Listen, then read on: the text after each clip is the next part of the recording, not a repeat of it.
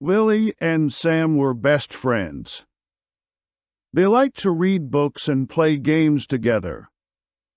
They also liked to go to the library and borrow books. One day, they went to the library after school. They wanted to find some new books to read. They saw books about history, science, and more.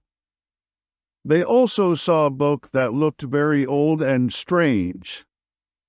It had a dark cover with golden letters. It said The Magic Book. Wow, look at this book. It looks very interesting, Lily said. Yeah, it does.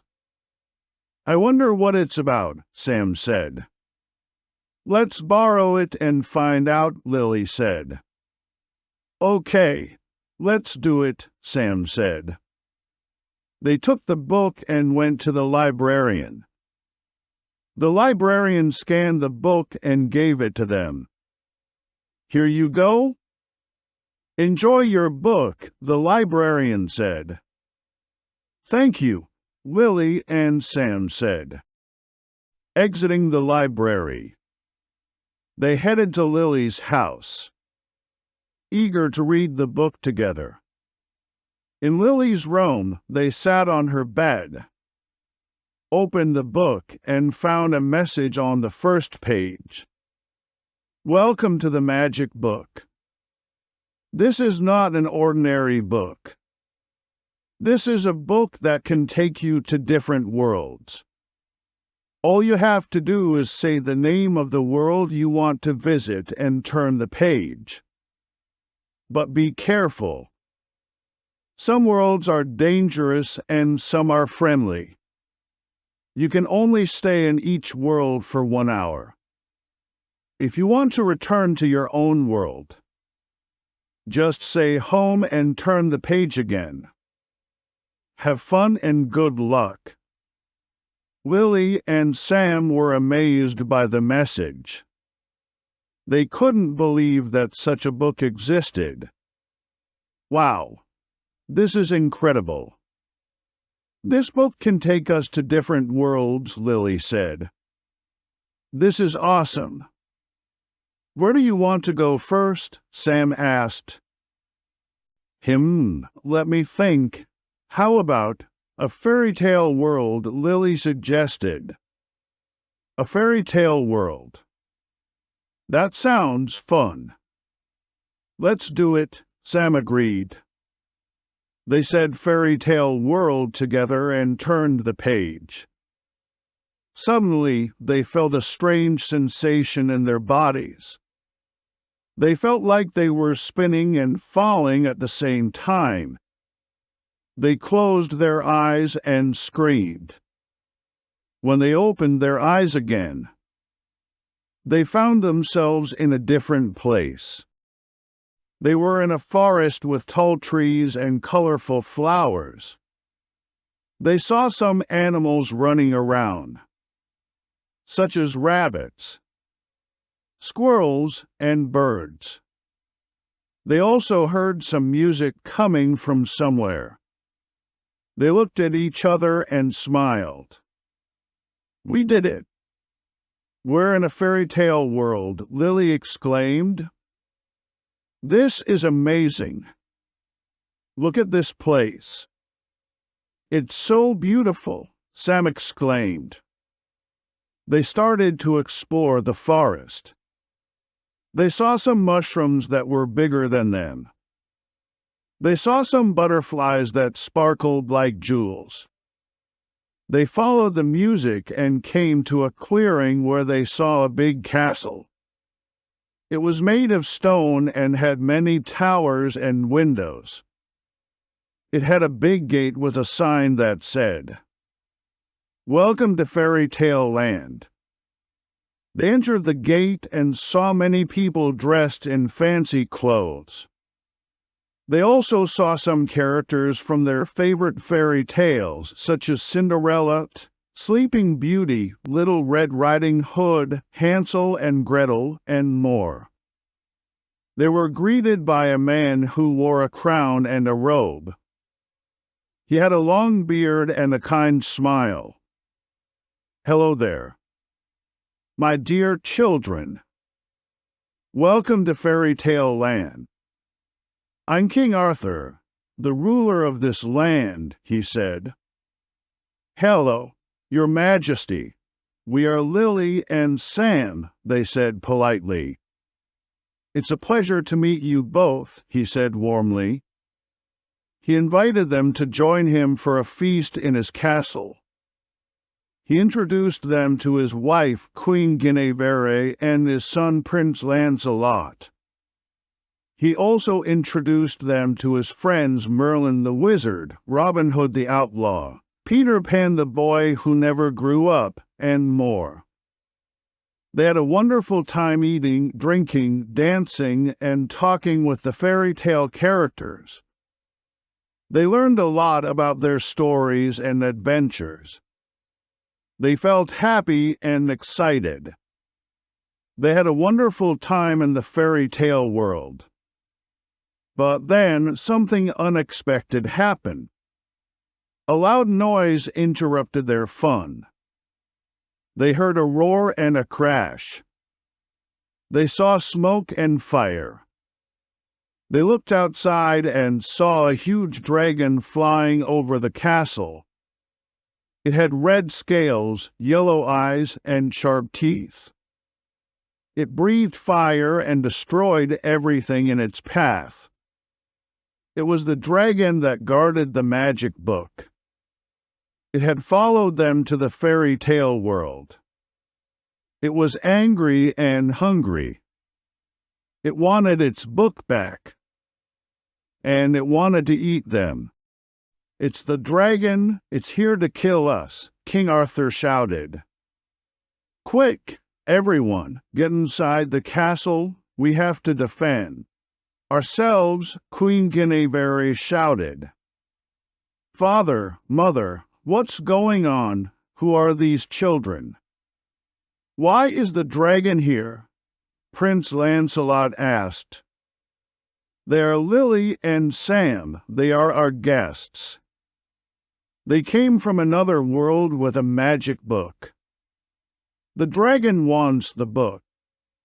It's very powerful and dangerous," King Arthur explained. "A magic book, another world." "What are you talking about?" Prince Lancelot asked. "It's true, Your Highness. We came from another world with a magic book. The book can take us to different worlds. We came to this world because we wanted to see a fairy tale world. We didn't know that the dragon would follow us." "We're very sorry," Lily said. Sorry is not enough. You brought this monster to our land. You put us all in danger. You are not our guests. You are our enemies," King Arthur said angrily.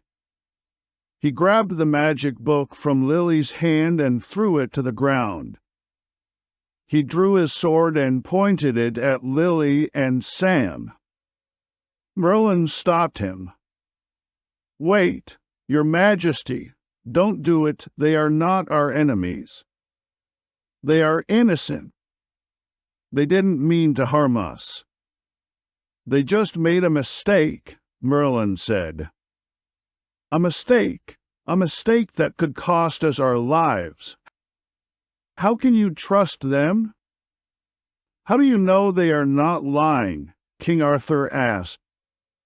"I know because I can sense their hearts.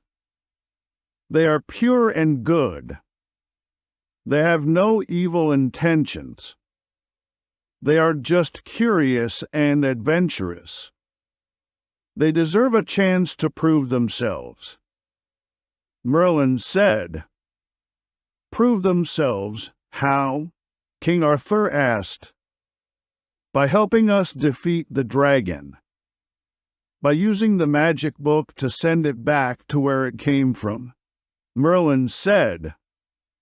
"Can they do that?" King Arthur asked. Yes, they can. I believe in them. Do you? Merlin asked. King Arthur looked at Lily and Sam. He saw fear and guilt in their eyes. He also saw hope and determination. Very well, Merlin, I will give them a chance, but they better not fail me, he said.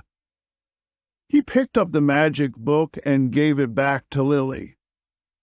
He said, Lily, Sam, listen carefully. You have 1 hour to get rid of the dragon. You have to use the magic book to send it back to its own world. You have to say the name of its world and turn the page. But you have to be careful. The dragon will try to stop you. It will try to take the book from you. You have to be brave and smart. He continued, you also have some help.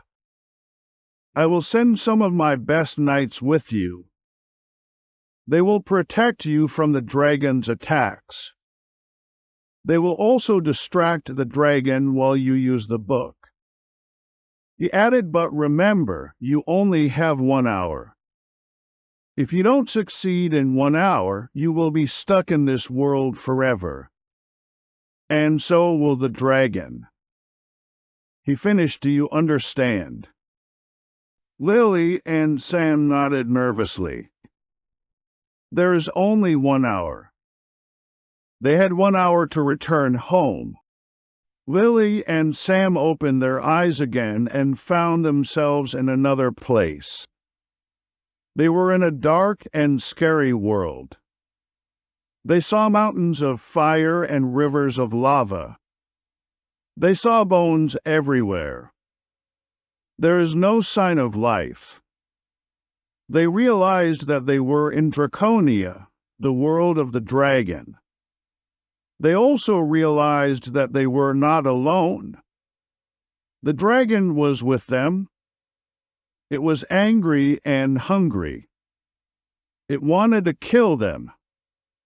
It roared and flew towards them. They screamed and ran away, looked for a place to hide. They saw a cave nearby and ran inside the cave. They hoped that the dragon would not find them. But they were wrong. The dragon followed them into the cave. It breathed fire and lit up the cave. It saw them hiding behind a rock, smiled wickedly, and moved closer. It was ready to eat them. They were terrified and hopeless. They had no way to escape and no way to fight back. They had no way to survive. They hugged each other and closed their eyes. They waited for the end. But then something unexpected happened. A loud noise interrupted their doom. They heard a voice and a blast. They saw a light and a smoke. They saw someone coming to their rescue. It was Merlin, the wizard. He had followed them to Draconia with his magic.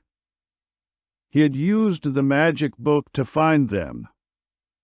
He had come to save them from the dragon.